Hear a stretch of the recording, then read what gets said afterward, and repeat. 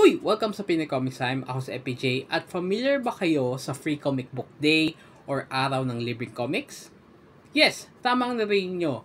Free comics na matatanggap nyo this weekend, May 4th, which is also Star Wars Day. So, may the 4th be with you.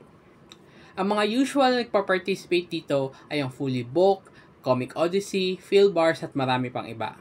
Sa Fully Book, usually may pila, usually kapasok ka lang, bibigyan ka ng comics, at yun na yun. As simple as that.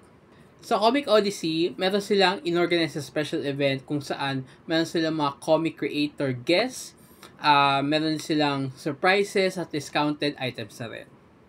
Meron din silang project na tinatawag na Araw ng Libreng Comics Bulilit Edition.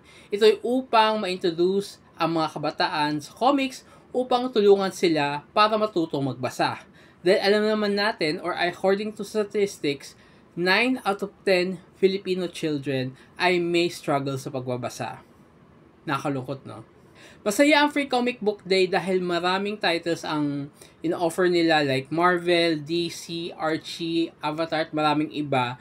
Pero syempre, limited din yung pamimigay nila ng comics. Kaya kung free kayo din Sabado, punta na kayo sa mga nasabi kong mga bookstores upang makakuha ng limited pero libreng comics. At para sa mga familiar naman sa Free Comic Book Day, i-share nyo naman yung mga experience nyo at ano yung mga nakuha nyo in the past years para mapag-usapan natin yan.